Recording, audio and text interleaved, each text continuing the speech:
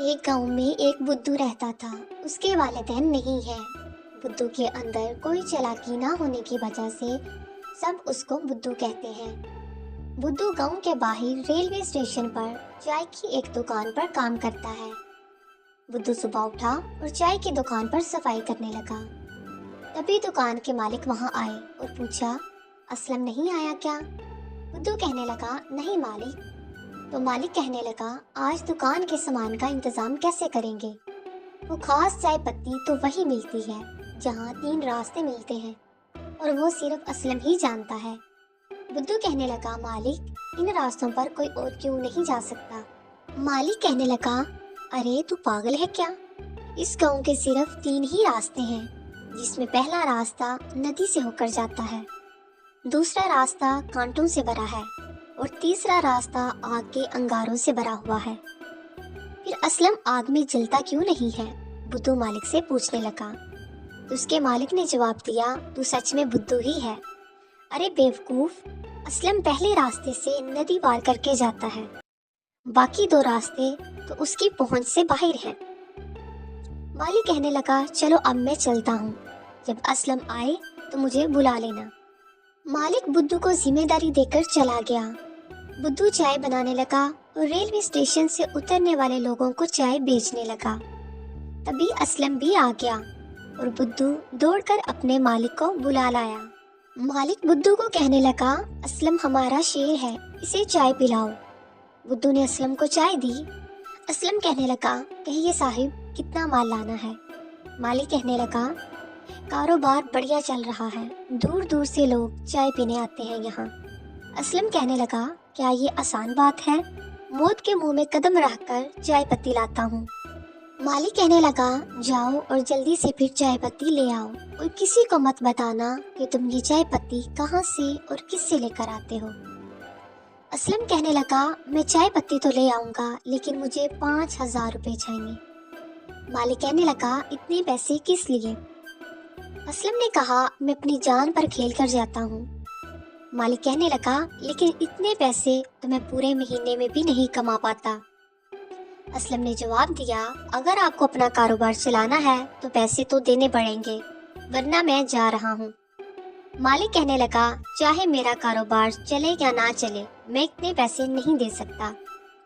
اسلم کہنے لگا، تو پھر میں جا رہا ہوں۔ بدھو ان کی ساری باتیں سن رہا تھا اور کہنے لگا، مالک کیا میں چائے پتی نہیں لے کر آ سکتا؟ مالک کہنے لگا، کیا تمہارا دماغ خراب ہے؟ تو نے ایک کہاوت نہیں سنی کیا، جس کا کام اسی کو سانچے؟ تیرے بس کا کام نہیں ہے یہ، تم صرف چائے بناؤ۔ بدھو کہنے لگا، میں ایک بار کوشش تو کر سکتا ہوں۔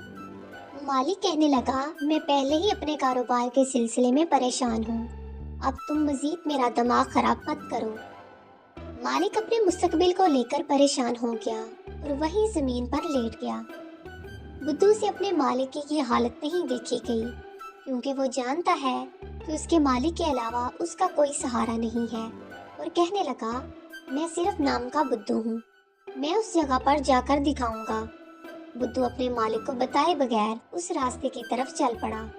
اسے سامنے 3 راستے نظر آئے۔ پہلا راستہ سیدھا جا رہا تھا، جس پر ندی تھی، دوسرے راستے پر کانٹے تھے اور تیسرے راستے پر آگ تھی۔ بدھو کہنے لگا، میں کیسے جاؤں گا اندر؟ لیکن مجھے جانا ہوگا، کیونکہ وہ اپنے مالک کی ایسی حالت نہیں دیکھ سکتا۔ بدھو ندی میں قدم رکھتا ہے تو وہ محسوس کرتا ہے کہ جیسے ندی کے نیچے کوئی راستہ ہے۔ اس نے آنکھیں کھول لی تو ندی کے اوپر ایک راستہ بن گیا۔ وہ بہت خوش ہوا اور آسانی سے ندی پار کر لی۔ جب وہ چائے پتی لے کر واپس آتا ہے تو وہ راستہ بول پڑتا ہے۔ وہ راستہ کہنے لگا، تم دوبارہ کل پھر آؤ گے نا بدھو؟ بدھو کہنے لگا، تم کون ہو؟ راستے نے جواب دیا، میں ایک جادوئی راستہ ہوں، میں نے تمہارے اوپر رحم کر کے تمہاری مدد کی ہے، اب تم روز یہاں آ سکتے ہو۔ بدھو بہت خوش ہوا اور اس نے راستے کا شکریہ ادا کیا اور کہنے لگا، ہاں میں یہاں روز آیا کروں گا۔ بدھو خوشی خوشی دکان کی طرف چل پڑا۔ بدھو اپنے مالک کو بتائے بغیر دکان سے گیا تھا، اس لیے مالک بہت غصے میں تھا اور اس کا بے صبری سے آنے کا انتظار کر رہا تھا۔ ابھی اس کی نظر बुद्धू पर पड़ी, जो बहुत खुश था। वो बुद्धू को देखकर बोला, तुम कहाँ गए थे? और उसने बुद्धू को मारना शुरू कर दिया।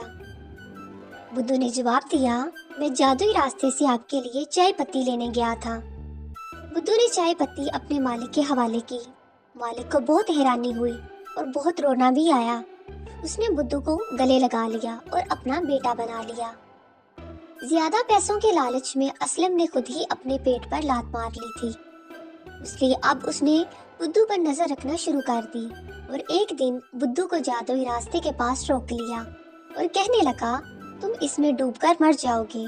बुद्धू कहने लगा, नहीं भाई, मैं इसमें नहीं डूबूंगा, ये एक जादुई रास्ता है।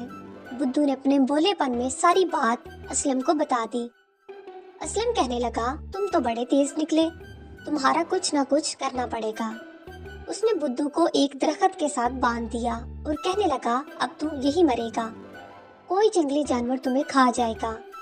असलम ने जैसे ही नदी में कदम रखा, नदी ने उसे अपनी तरफ खींच लिया और तीनों रास्ते आपस में मिल गए।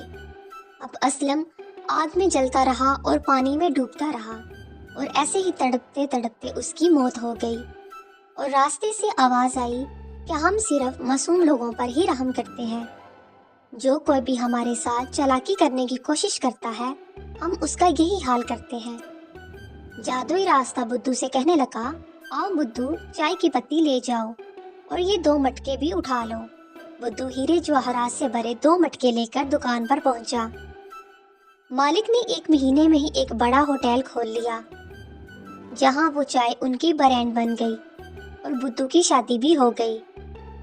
बुद्धू अभी भी उन जादुई रास्तों से चाय की पत्तियां लेकर आता है, जिसकी वजह से दूर दूर तक उनकी शोहरत फैल गई और इस तरह वो हंसी खुशी अपनी जिंदगी गुजारने लगे।